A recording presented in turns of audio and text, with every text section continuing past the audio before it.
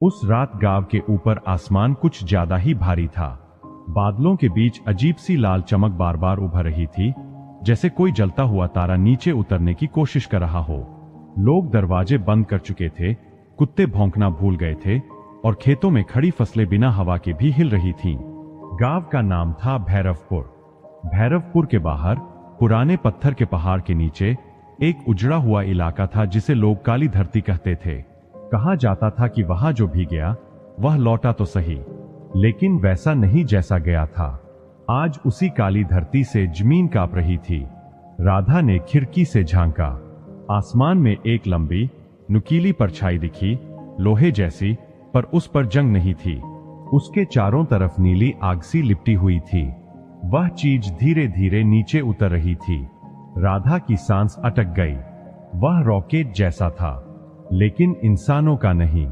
काली धरती पर वह चीज धंस गई। जमीन फटी, धुआं उठा और हवा में सड़े फूलों जैसी बदबू फैल गई। उसी धुएं के बीच से औरतों की हंसी सुनाई दी, पतली, खुरदुरी और हड्डियों तक चीर देने वाली। पहली चुड़ैल बाहर निकली।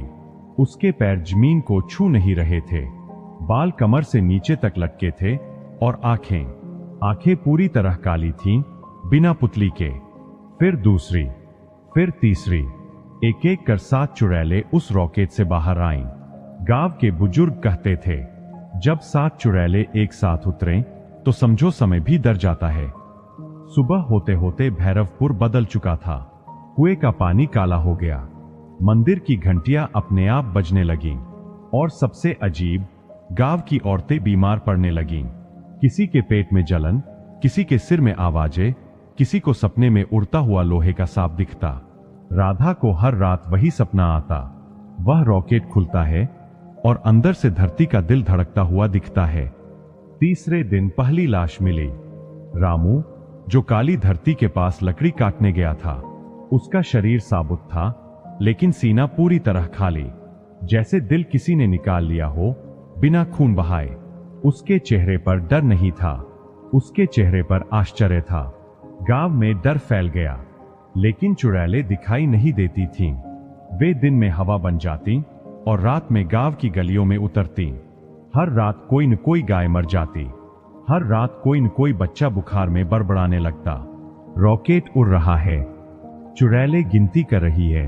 राधा की मां ने एक रात कहा, वे दिल इकट्ठा कर रही है। क्यों? राधा ने पूछा। मां की आंखें भर आईं। रॉकेट उड़ाने के लिए।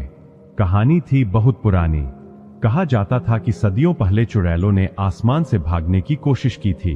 उन्होंने एक ऐसा रॉकेट बनाया था जो इंसानों की आत्माओं से चलता था, लेकिन तब के साधुओं ने उसे जमीन में गाड़ दिया था और चुड़ैलों को दूसरी दुनिया में कैद कर दिया था। अब वह कैद टूट चुकी थी। चौथी रात राधा को बुलावा मिला, काली धरती से। उसके पैरों ने खुद ब खुद रास्ता पकड़ लिया। जंगल में सन्नाटा था, लेकिन पेड़ों की छाल पर नाखूनों के निशान ताजा थे, जैसे किसी ने अभी अभी चढ़ाई की हो। रॉकेट वहां था, पूरा खुला हुआ। अंदर लोहे की दीवारों पर दिल धड़क रहे थे, दिल, कुछ अभी भी जिंदा। चुड़ैलें उसके चारों तरफ घूम रही थीं, मंत्र पढ़ रही थीं। 8वां दिल चाहिए, एक चुड़ैल बोली, सबसे शुद्ध। सारी निगाहें राधा पर टिक गईं। राधा भागना चाहती थी, लेकिन उसके पैर जड़ हो चुके थे। तभी एक आवाज गूंजी, अगर यह उड़ गया तो यह दुनिया खत्म हो जाएगी। वह आवाज रॉकेट के नीचे से आई। वहां एक बूढ़ा साधु बंधा हुआ था, आंखें जली हुई पर आत्मा जिंदा। एक ही तरीका है, साधु बोला, रॉकेट को अंदर से बंद करना। कैसे? राधा की आवाज कांप रही थी। किसी को, खुद को उसकी जगह देना होगा। चुड़ैलों की हंसी तेज हो गई। एक इंसान, हजारों की जगह, उन्होंने कहा। राधा ने रॉकेट के अंदर कदम रखा। दिलों की धड़कन उसके कानों में हथौड़े की तरह बज रही थी। दीवारों पर खून नहीं था, लेकिन दर्द था, इतना गाढ़ा कि हवा भारी हो गई। उसने बीच में लगे पत्थर को छुआ। सब कुछ रुक गया। रॉकेट कांपने लगा। चुड़ैलें चीखीं, अब बाहर निकलो, साधु चिल्लाया, लेकिन दरवाजा बंद हो चुका था। राधा को लगा कोई उसकी छाती में हाथ डाल रहा है। दर्द नहीं था, बस ठंडक। अगली सुबह भैरवपुर शांत था। काली धरती समतल हो चुकी थी। कोई रॉकेट नहीं, कोई चुड़ैल नहीं, लेकिन गांव की औरतें अब भी सपने देखती है। एक लड़की को जो हर रात आसमान की तरफ देखती है, और दूर कहीं बादलों के ऊपर एक जला हुआ रॉकेट तैर रहा है, जो धीरे धीरे वापस लौट रहा। कहानी कैसी लगी आपको? अच्छी लगी हो तो एक लाइक कर दीजिएगा। चैनल पर नए आए हैं तो सब्सक्राइब कर लीजिए।